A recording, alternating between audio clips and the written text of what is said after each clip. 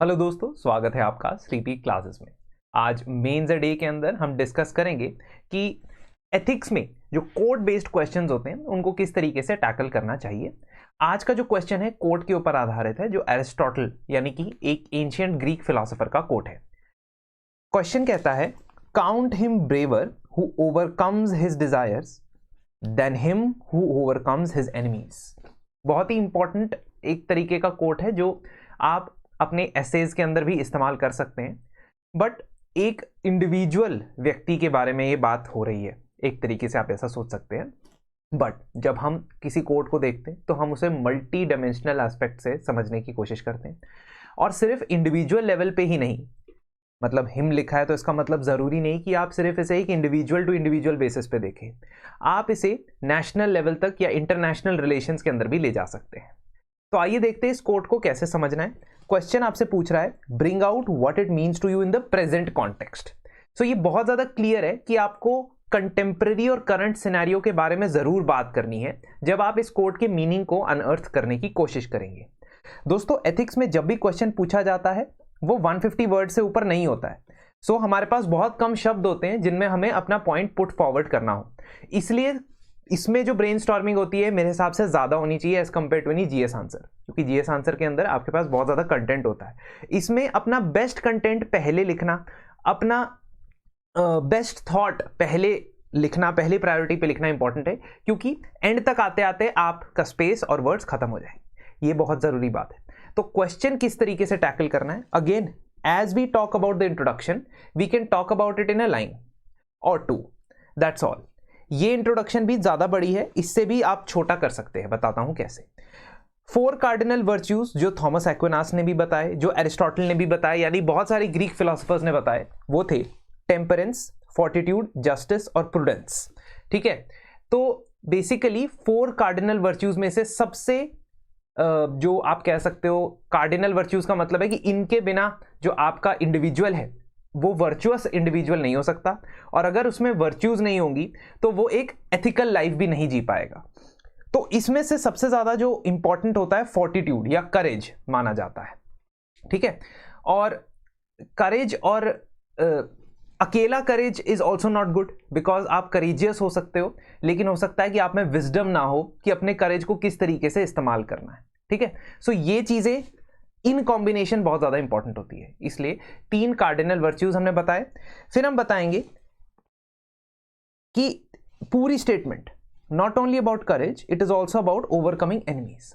और हिस्टोरिकली भी देखा गया है कि हमारा जो एग्जिस्टेंस है वो डिपेंड करता है कि हम अपने कॉम्पिटिटर, हम अपने एनिमीज या हम अपने एडवर्सरी से कैसे लड़ते हैं। ठीक है, ऐसा सोसाइटी में देखा गया है कि जहां एक तरफ कोएग्जिस्टेंस है वहां दूसरी तरफ हमें कंपटीशन भी करना पड़ता है, which is the harsh reality of life.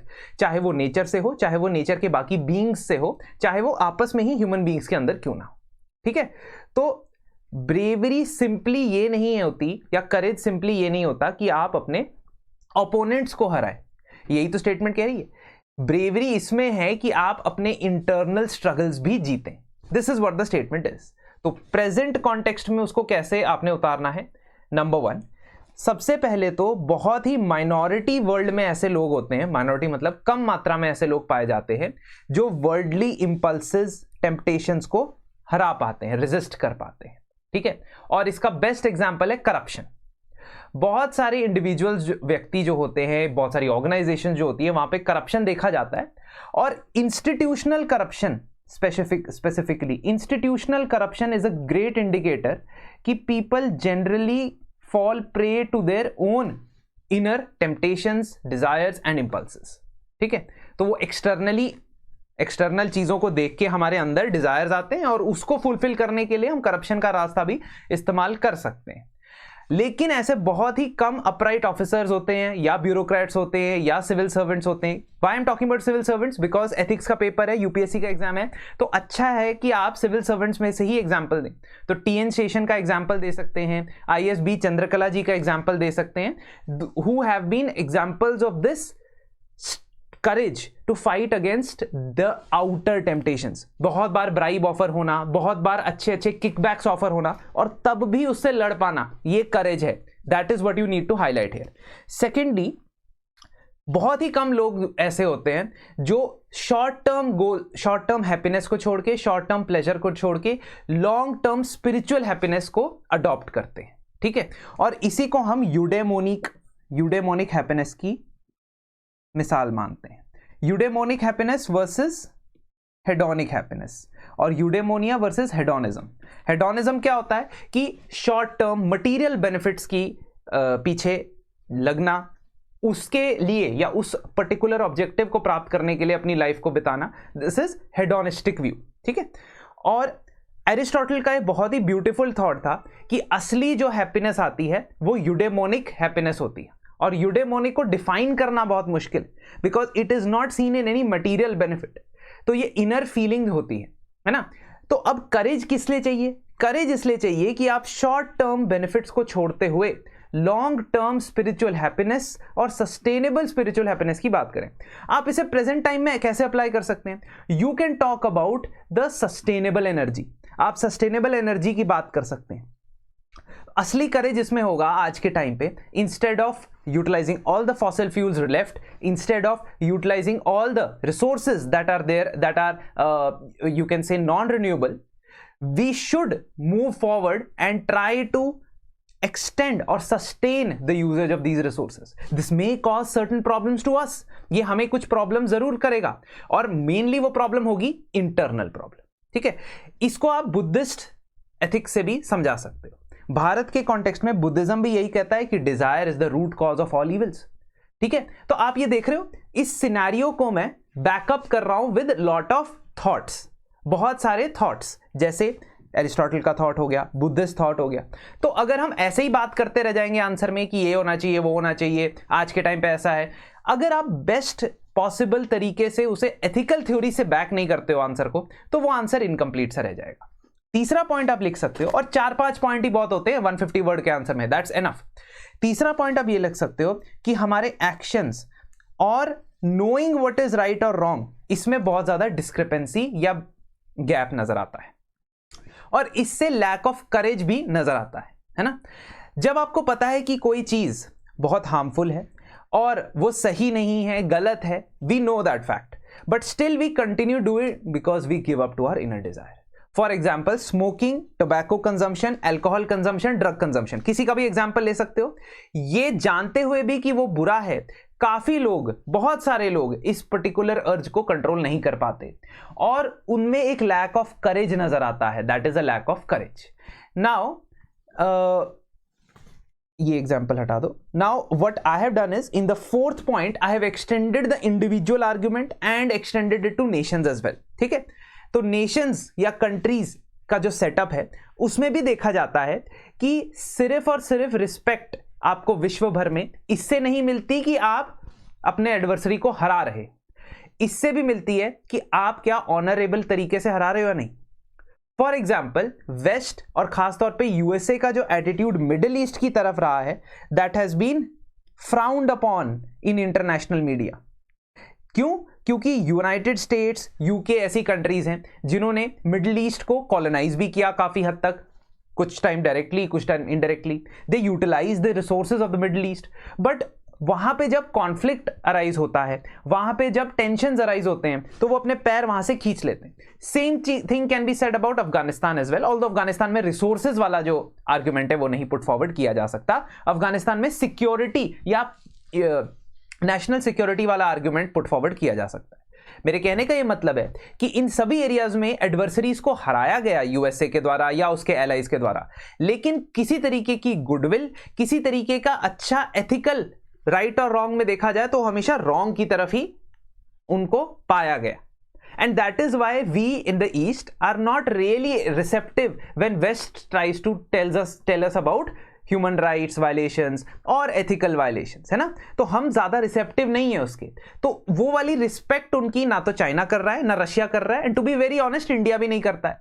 We won't write that in the exam, but in the name of democracy whatever has been done by the West in the Middle East is also an indicator कि आप adversary को हरा सकते हो, लेकिन इससे आपकी करेज नहीं शो होती, ठीक है।